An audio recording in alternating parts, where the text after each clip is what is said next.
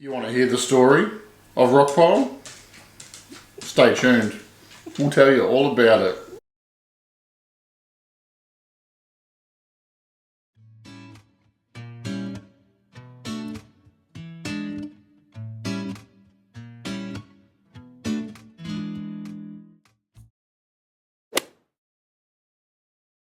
The story of Rockpile. Wasn't very dramatic. Okay, more dramatic. More drama. Okay. You want to hear the story of Rockpile? Stay tuned. We'll tell you all about it. From just a little thought in the back of one of our heads to someone says, let's just go see what 100 acres looks like. And It's my fault. the dates and stuff I'm a bit vague on, but I've got backup here to correct me on the dates. Yeah, and like things get fuzzy the further you get away from them. So I reserve the right to correct myself at a later date. Yeah, we have been talking about this video for a while and just thought, well, every time we talk about it, we sort of reminisce the story with ourselves and we go, no, we did that first, or no, that didn't happen that way. So we're going to try and record it.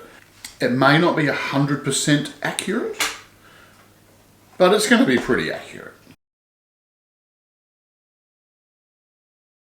Well, what I do remember is that when we first started thinking about doing this, it felt very lonely.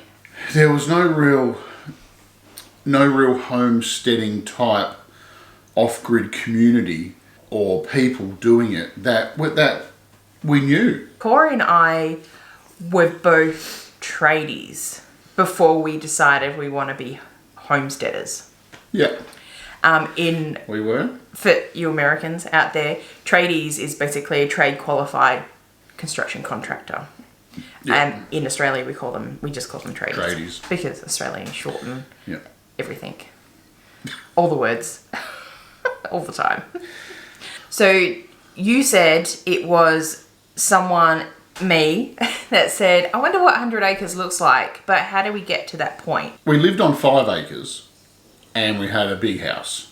And our life was basically, say, 4:30 a.m. to 5 a.m, get up, go to work. So 6-day weeks, get home 4, 5 o'clock. We'd travel up to like an hour and a half each way. So hour and a half in the morning, hour and a half in the afternoon on the way home. Sometimes longer on the way home because traffic is just a nightmare. And we're just like, what are we doing? And we used to watch YouTube and see these like homesteaders, would you call it? Like, you know, that had land and they had some animals and they didn't have all the expensive mod cons, but you could just see it in their face and their eyes. They were just happy. And we just sort of kept talking and watching and, you know, eventually it was a scary thing to actually take that first leap because we didn't know what we were doing. We didn't know if it was going to work. And we're just looking for a simpler life. Kind of life that gave us joy from the inside out rather than things we could buy that would give us that sense of achievement and gratification. And it really, like our whole thinking switched. Definitely. And we became a lot more focused like around the home and what we could do on the property we were on, which was 5 acres. You started a veggie garden. Yep. And that's how we discovered permaculture. And we started coming up with all these ideas that we could do on the land we had. But I think, like in our hearts, we were like, but what if we had more land? And we were getting this sense that our house was too big for us. Seth was growing up, he was going to be moving out, and it was just ridiculously big. It was too big for us. We didn't use the space. We built that house ourselves as well. And when we built it, it was meant to be this forever home and it was this dream home. When we built it, we didn't give a thought to what we were consuming, like in that day-to-day life. It was just it was that consumer-driven mindset, right? And as our mindset shifted, we realized we didn't need all that stuff, we changed. Like, we changed from the inside out, and that was no longer the place for us. We knew we wanted to find like a different place where we could explore these possibilities around growing our own food, not just a little veggie patch, like on a broader scale, having an orchard, raising animals, becoming self-sufficient, leading a more sustainable life, but a simpler one. And I think that's where we were at, and we decided we probably needed more land for that. That's what we wanted, like a smaller house, but like bigger land.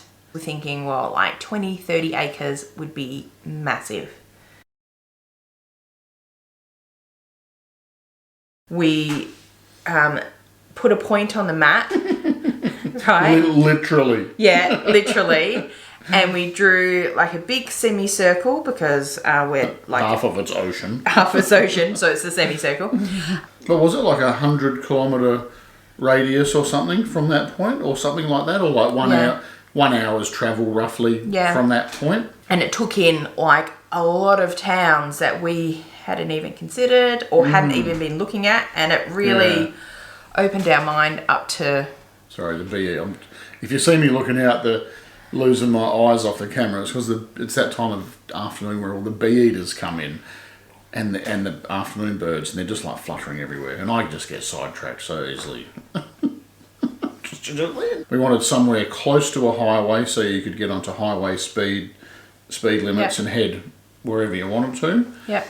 We wanted some land, a bit of privacy. One day we were looking at our our kitchen window at our old place, and Corey said, I just want to live somewhere where we can't see any neighbours. Can't see neighbours. And that was actually a long time ago. Yeah. And at that time I'm like, as if that's ever going to happen. 5 acres feels big when you're coming from the suburbs, and neither of us came from a farming or rural background. Corey's always wanted property, and that's how we ended up pretty much on the 5 acres.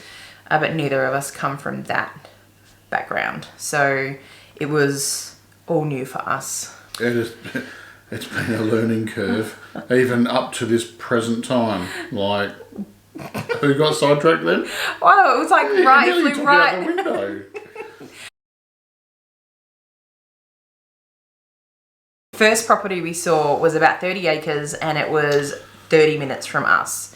Kind of the next town. Oh, north? Over. North, yeah. Yeah.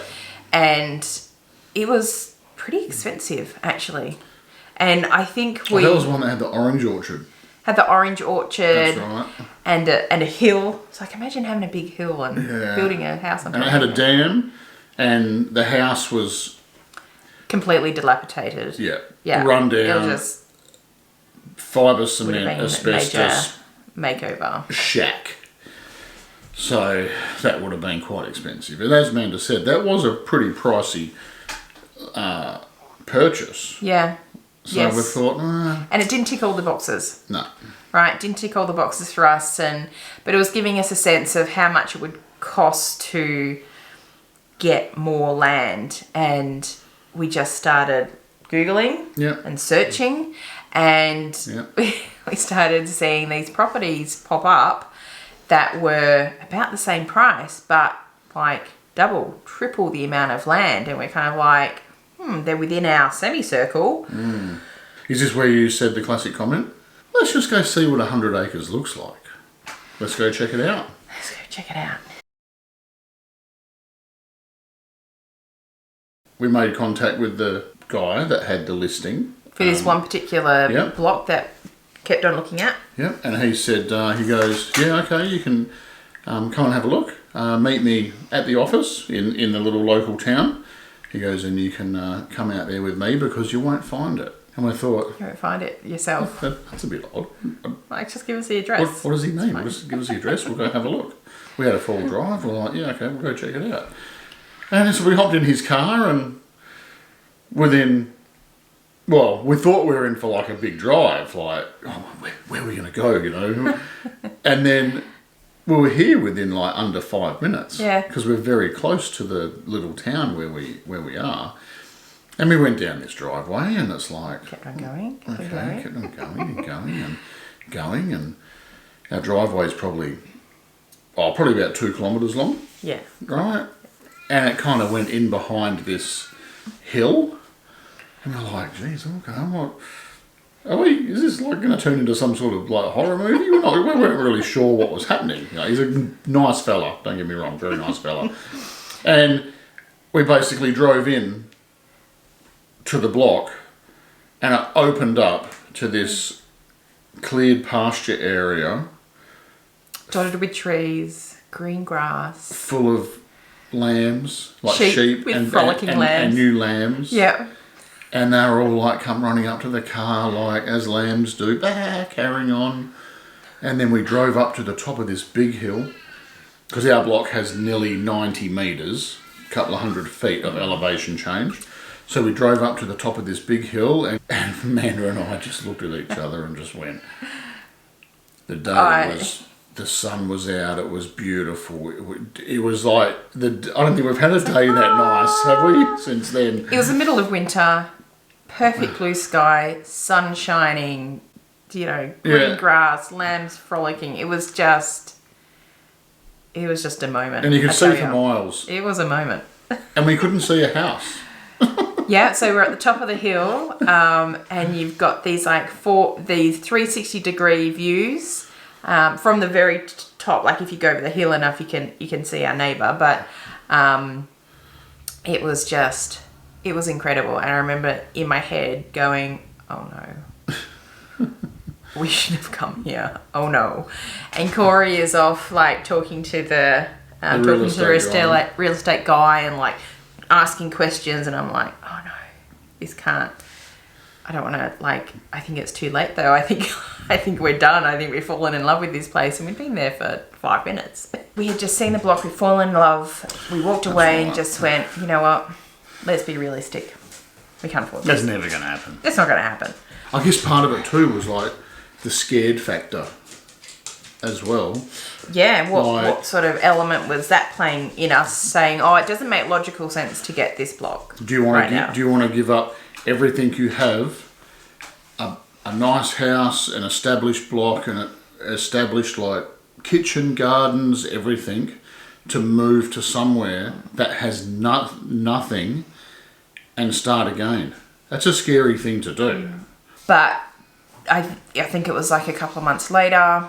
We went back, had another look at the block, because we just couldn't let it go. We couldn't let it go. And I think we spent those few months, that's the only thing we talked about, was looking at it on Google Maps and going, oh, what if? So we went back, had a look at it, and it was still just as beautiful. It was for the real estate agent said, go there, take your time, spend as much time as you want having a look around. And we just spent the whole day here just adventuring around, having a look at everything, finding mushrooms and lizards, and we saw an eagle. On that day. We drove up to the top, and there was just this massive wedge-tailed eagle just perched on a rock, and we were like, oh my god. Yeah. Is that a sign? Yeah, so we made an offer, and not too much long after that, it was ours. It's now what do we do? Because it was empty. It was a vacant block. There was nothing on here. There was no infrastructure. There was perimeter fences. Which was pretty crap. That was it. Yeah. We've got the block and we wanted to get here, but to get here we needed to sell our other place. Oh yeah, that. Which meant renovate it, finish stuff off. We'd been there for 13 years, so it needed a good refresh, fresh coat of paint, new carpets, bit of landscaping, all the stuff you do when you go to sell a house. You finally finish stuff off and make it look pretty. Make it look pretty. So it's 2020, and it's the first couple of months, and we've got the house pretty much ready to go. Going, all right, we'll put it on the market. Yes, but it was 2020, and that our plans were kind of. What happened there? 2020 happened. 2020 happened. We kind of hung back a bit, and just to sort of see what was going to happen. Is 2020 is it only going to be a few months and things get back to normal? No one really knew. So. And it was you that said, you know what? Let's just put it on the market. everyone's saying the market's like terrible because pandemic. Let's just put it on the market. It can sit there, and while it's sitting there for sale, we can work on Rockpile, getting all our infrastructure in, like starting to build stuff, starting to build the shed. And we had started to organise to get like our water tank installed and get the approvals for like the shed build and for the house build. Like we had started doing all that kind of groundwork for that. In our mind, we were going to have that house sitting on the market for like a year. Yeah. We called a real estate friend and we spoke to her and we said, what's the market like? What's going on here? She goes, look, I'll just come over. I'll take a few photos with my phone. I'll put it on my Facebook page and I'll say, coming to the market soon. At that point, we literally had the main bedroom to go, I recall. We still had the new carpet was going in the main bedroom. Yeah. And I still had a scaffold in the bedroom because we had 10-foot high ceilings. Yeah. And we were doing the painting. So I was going to paint and then the carpet was going to go in and in the office and the bedroom, and then that was finished. Well, she took some photos on whatever, I think it was like a Tuesday or a Wednesday, and she called me on a Thursday and said, I've got some people that want to come through on Saturday and have a look. And the carpet layer was booked for the Friday, and the company that measured the carpet didn't measure it correctly, and he was one large section of carpet short. And I said, mate, we've got people coming through this house tomorrow to have a look at it. And he's like, oh shit. Oh, sorry. So he's on the phone and he's talking to the carpet company and they're like, okay, we've got a piece here that's big enough. And he's like, okay, I'll come back first thing in the morning. Saturday morning. And finish it. Yeah. And then literally, I think he left mid-morning. The real estate lady rocked up. We sort of did our hellos and stuff. And then we hopped in the car and took off. And the people rocked in to have a look at it, like the home open. And then we went back and there was 2 offers on the table. Yeah. And we were like, what? And we spoke to our real estate lady friend and she's like, this is for real. And at that moment, we're like, our brains are just literally like, oh, one side's having fireworks and a party, the other side's having like tears and turmoil and anxiety, like, just going, we're not ready. Scared thoughts and like, I don't know what we're doing. What is this? And then it all got signed and we had settlement. And it wasn't until like we definitely knew it was going ahead that we like really started freaking out. We're like, because 15 years in the building trade, and I'm a bit of a hoarder, we had accumulated, I may have accumulated, a lot of stuff. So we had a very short amount of time to get rid of to clean up and move like a lot of stuff.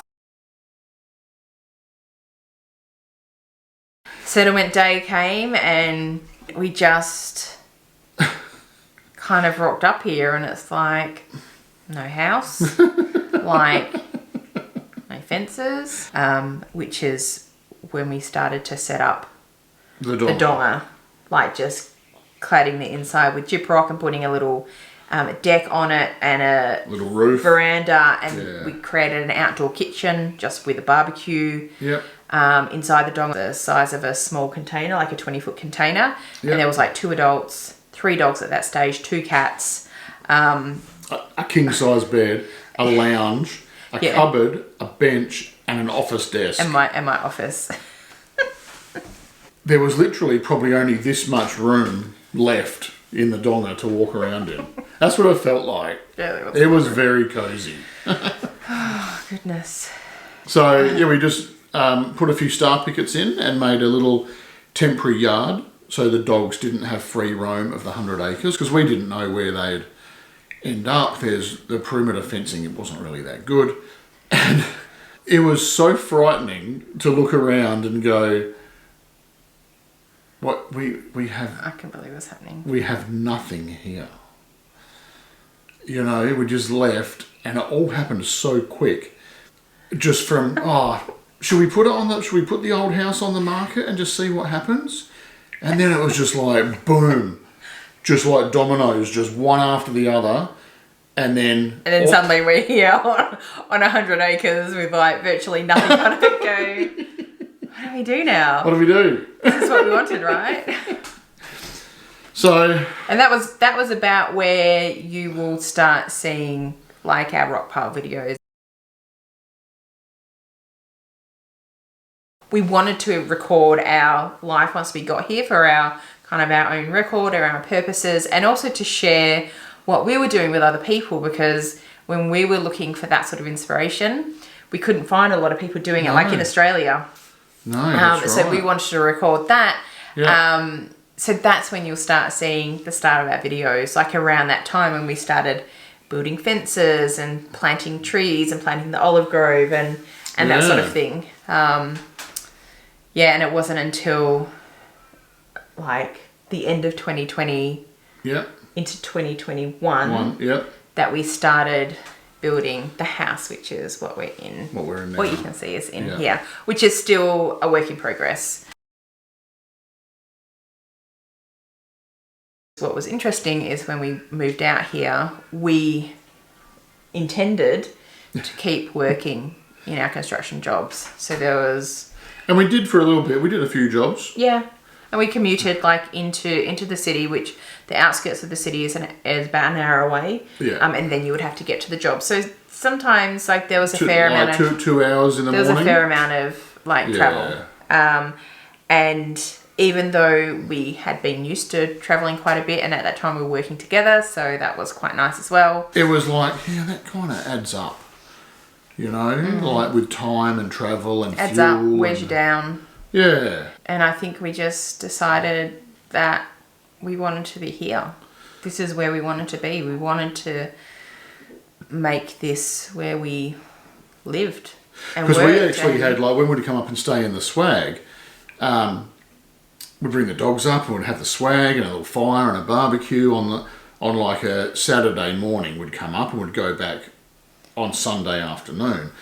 And we're like, Sunday afternoon just felt so miserable. Like, do we really have to leave? Like, you know, we could just have another fire and a barbecue, and the dogs are like just being dogs, and it's beautiful, you know, sunrise, sunset, no one around, and we'd go back to our normal day job week type thing, and then we'd just hang out for the next weekend to come. And we'd just sit there and go, I can't wait for the day when we don't have to leave this place. And that day came. It did come. Eventually that day came. Yeah. And it actually took a bit to sort of sink in, because like after you spend so many years doing like the same thing basically, like a repetitive life, you think, what do I do?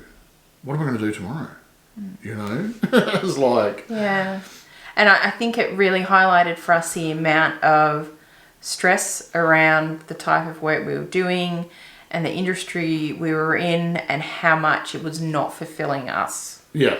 Because, like I said earlier, like our hearts had moved on to something else and it wasn't there, and we just made the decision to just find some way to make it work here. And that's when I started like my business. Yep. It was always at like, oh, we'll just do that as like a little side or a little bit extra. It might be something that can be useful in the future. And then it became really important to make it work, which is why we had like shoved a desk into the donga, and I needed an office in there. Yeah. Because it was all on like work remotely, so I could stay in the property. And at that stage I was working. Corey was like focused on building the house, and you know, and now, you know, you're splitting time between working on the house and working locally, and we are here. We're not, you know, we're not making income from this property yet. No. But that's because we're still in the growth phase, and this is the reality of like starting a homestead from scratch, especially when you have no infrastructure, it's one thing to dream everything that's possible, but it takes a heck of a lot of work to get there. And like it takes so much more time and it takes so much more money than you could imagine. And that's like, that's all part of the journey. Like we would not change this for the world, even with the tough bits, you know? I mean, you could go buy a property, you go to the bank, you could borrow whatever amount of money you want to have this magnificent dream property that you've got or that you've always wanted, but then you've got to pay that money back. So we wanted freedom. We chose the other. Yep, we chose freedom. You know, like it's harder work. It's more rewarding, and you look around and you go, you know, this is ours. This is ours. That fruit tree is ours. That dam, that's ours. No one can take that off us. Yeah. You know, and it really makes your heart think that I'm just glad that I did it with you. Really, you know, because I don't know who else I could have done it with. It's almost getting a bit sad now, folks. But yeah, I'm not sure where we kind of end up. We could waffle on for another half an hour about this sort of stuff, but that's the Rockpile story. So we're fully off grid, our own power, our own water, and our own sewer system, septic system. We have enough power to run everything that we need to run, apart from when I do welding, which I use a generator to weld with. So when we were planning the off-grid solar power system, we planned out the size of our house, our energy usage for the two of us, like everything down to not making the same mistakes we made the first time, which is over-consuming. Yeah. Reducing, like simplifying, reducing our impact. And that's what, for us, the off-grid, sort of, the off-grid is. Yeah. I couldn't go back to the suburbs and get a $3,000 a year power bill. I'd just be like, are you kidding me? What is that? Here we are, just over 2 years into building our off-grid homestead, pretty much from scratch. So just trying to get into the action. And it's a work in progress and we're loving the journey. And yeah, every month, every year, it's just, it feels slow at the time, but you look back at all the incredible progress you've made. You know, when we got 2 years ago where we're sitting now, it was nothing. It was just dirt. You know, so we've done a lot of work and it's been incredible. And when it's just these two hands and those two hands doing it. Yeah. Literally, as Amanda said, everything, you really appreciate it more. Yeah. Yeah. Yeah.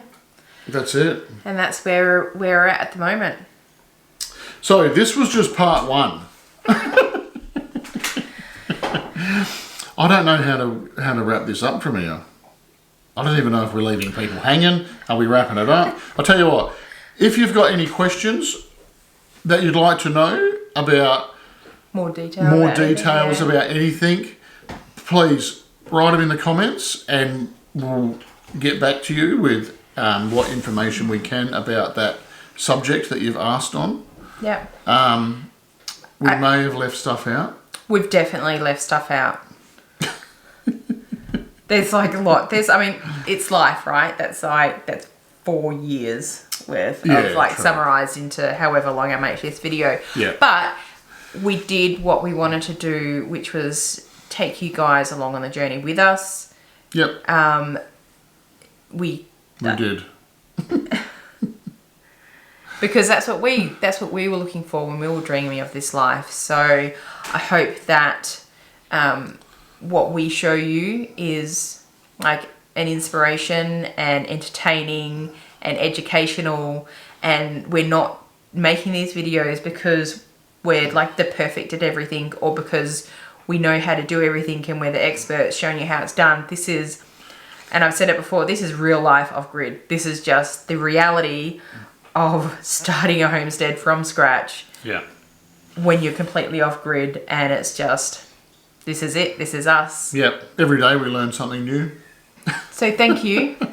Thank you for coming on this journey with us so far.